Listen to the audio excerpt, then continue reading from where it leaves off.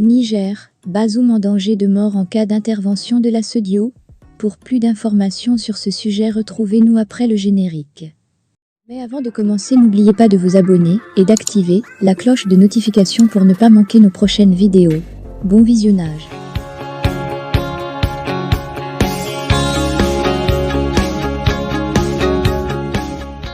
La junte nigérienne a déclaré à un haut diplomate américain qu'elle tuerait le président déchu Mohamed Bazoum si les pays voisins tentaient une intervention militaire pour rétablir son pouvoir, ont déclaré deux responsables occidentaux à l'Associated Press.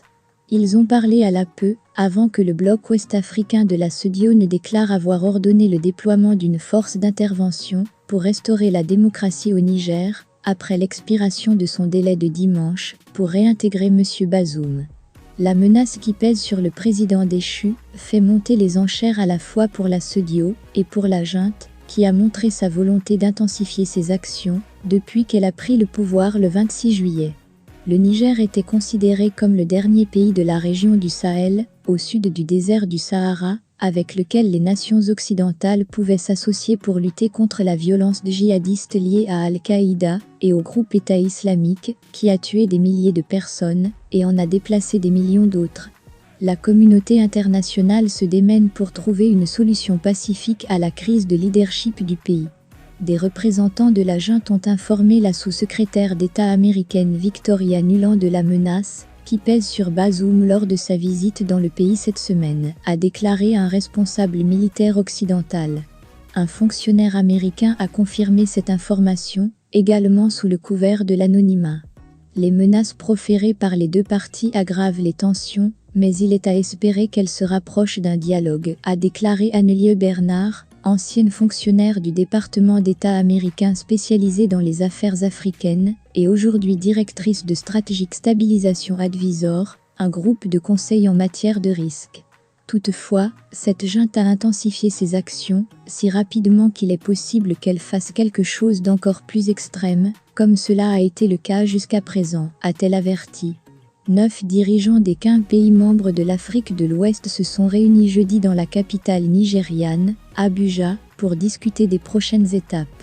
S'exprimant à l'issue des discussions, le président de la commission de la SEDIO, Omar Alieu Touré, a déclaré qu'il ne pouvait que réaffirmer les décisions prises par les autorités militaires de la sous-région de déployer une force d'intervention de la communauté.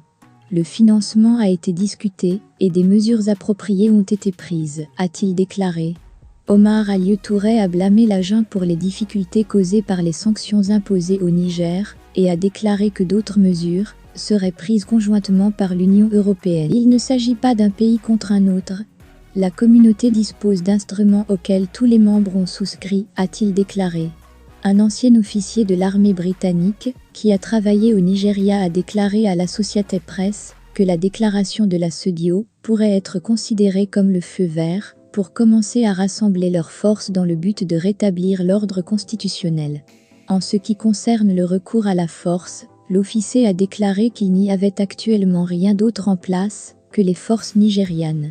En l'absence de catalyseurs et du soutien d'autres armées régionales, il est peu probable que les forces nigérianes entrent dans le pays. La junte a coupé les liens avec la France et exploité les griefs de la population à l'égard de l'ancienne puissance coloniale.